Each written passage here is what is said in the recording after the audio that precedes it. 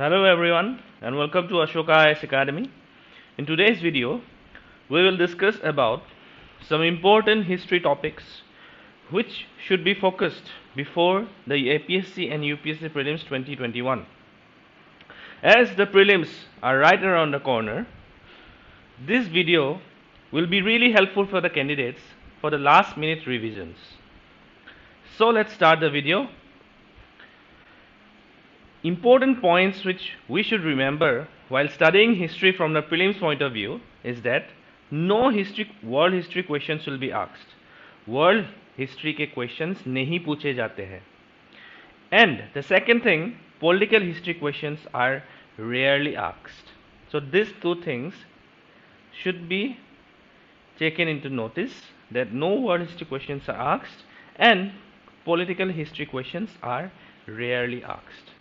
Now, modern India covers a really important portion of the history syllabus, and 60% question comes from the modern India part in prelims. Modern India start होता है आप लोग का 1707 से, right, till 1947 with the death of Aurangzeb. Modern India starts with the advent of Europeans. However, the entire syllabus, out of the entire syllabus of modern India, the period from 1765 to 1947 is the most important period, and freedom movement. Freedom movement is the most important part of modern India. You cannot skip anything related to freedom movement. Alright, freedom movement should be studied in detail because questions are asked from each and every movement that took place during the British rule in India.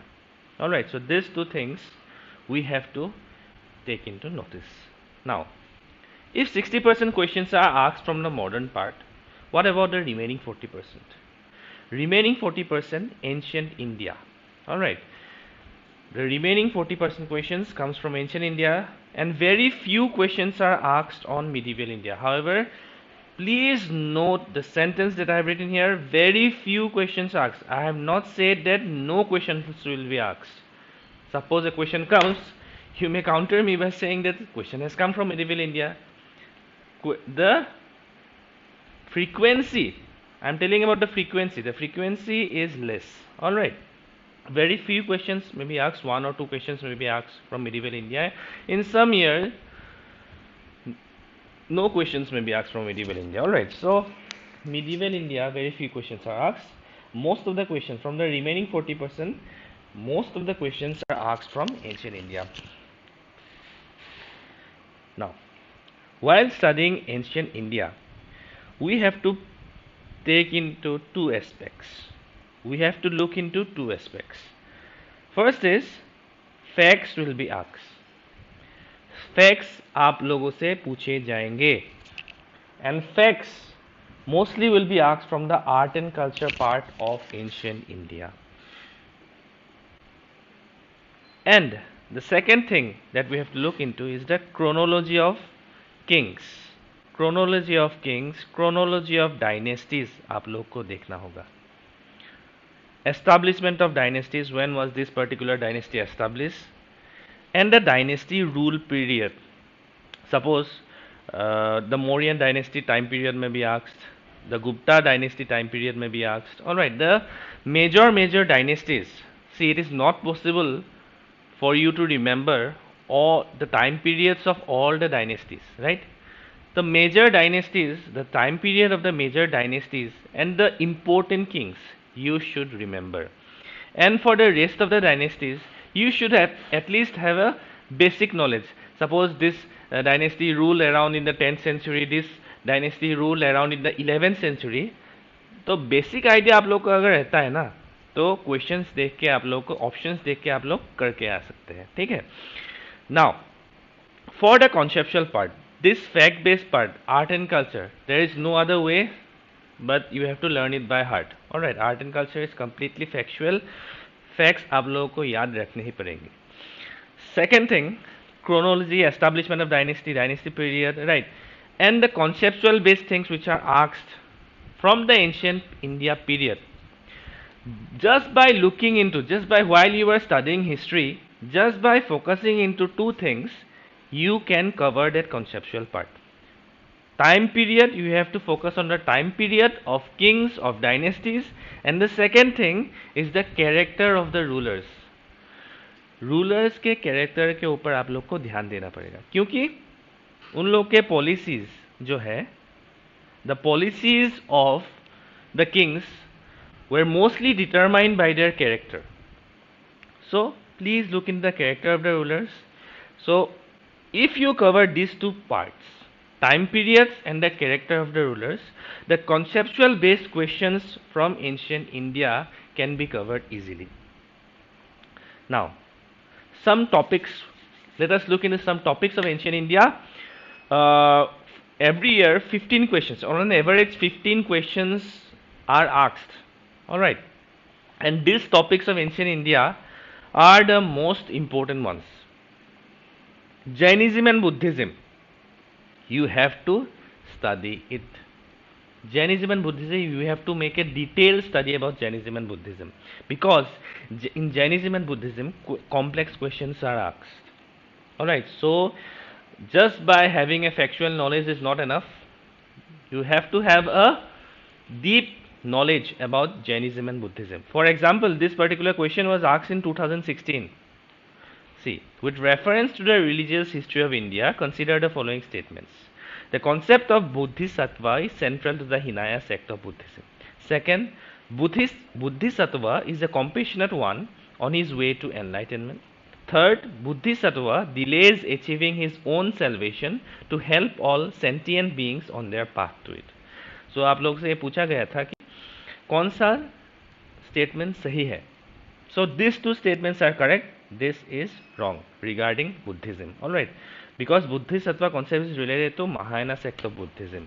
So you have to have a deep knowledge regarding Jainism and Buddhism, because direct questions are rarely asked. Complex questions, concept based questions will be asked regarding Jainism and Buddhism.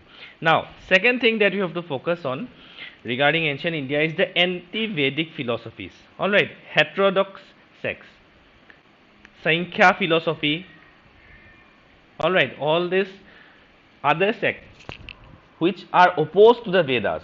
See, whenever heterodox word is related with any philosophy, we come to know that it is anti-Vedic. Alright, so please look into the anti-Vedic philosophies, they are very important. Then third thing that we have to focus is the Bhakti movement for the conceptual part.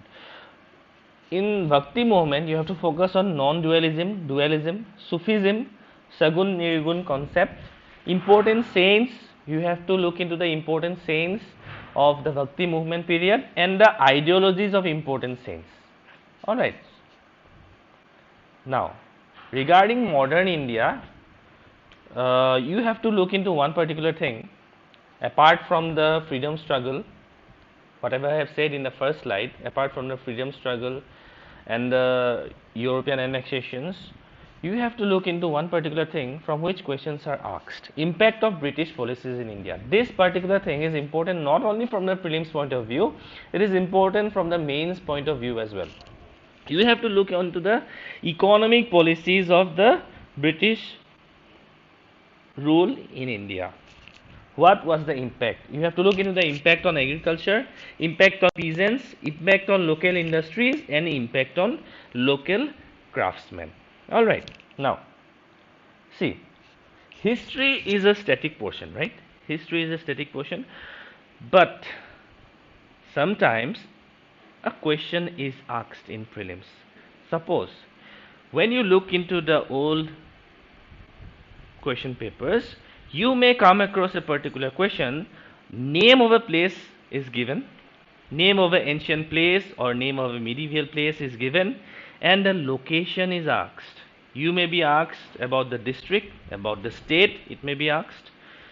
Now, candidates get really tensed about how to cover this particular question, because there were lots of sites, there were lots of temples, there were lots of places in ancient India.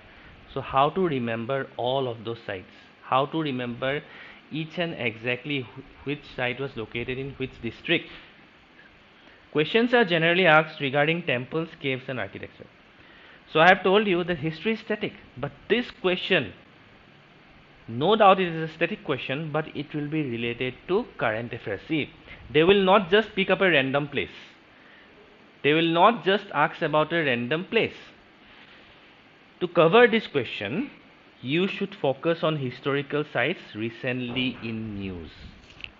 For example, recently Dholavira of IVC has been declared a UNESCO heritage site.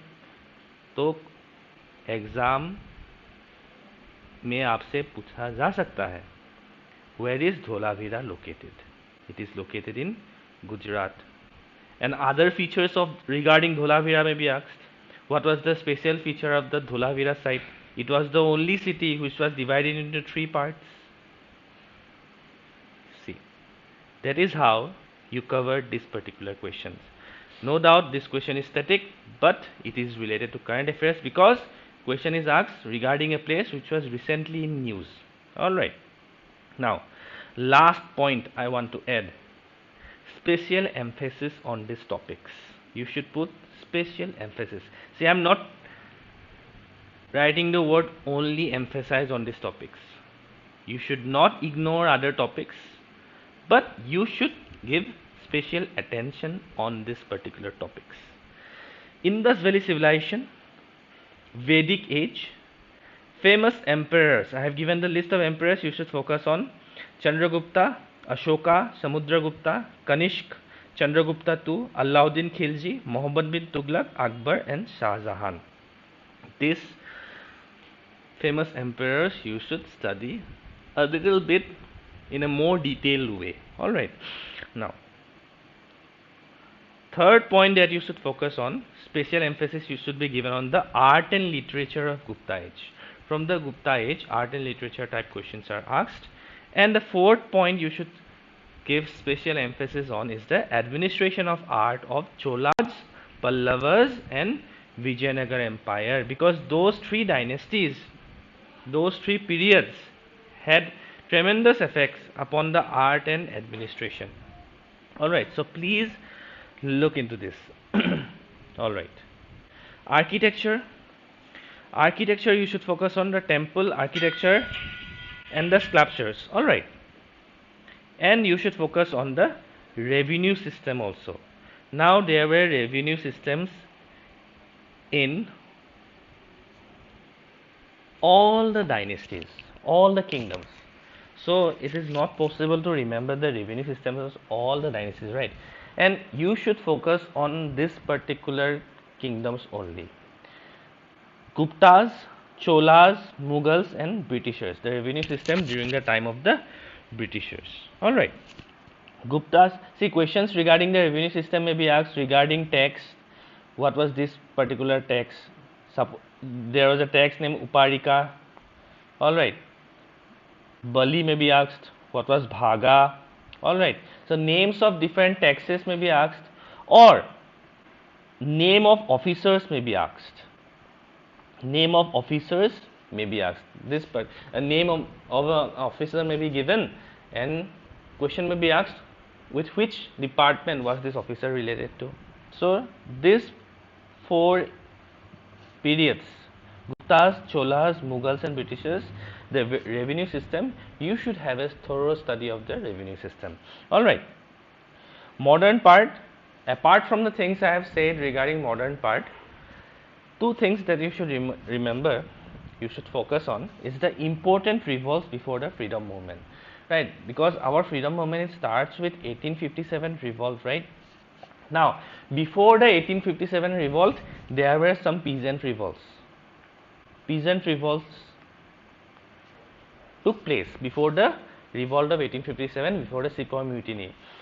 Regarding these movements, you don't need to have a detailed study, you don't need to have a deep knowledge, just basic idea you have to have. Alright, and you should know about the cultural Renaissance period of the 19th century. Basically, the socio-religious movements. You should have an idea about the socio-religious movements of the 19th century. Raja Ram Mohan Roy, Arya Samaj, Brahmo Samaj, Pratna Samaj, all theosophical society, they comprise the cultural Renaissance period, 19th century period of Indian history. So these two things also you should focus on. So I hope the video was helpful for the experience of this year. Stay tuned for the upcoming videos. Thank you.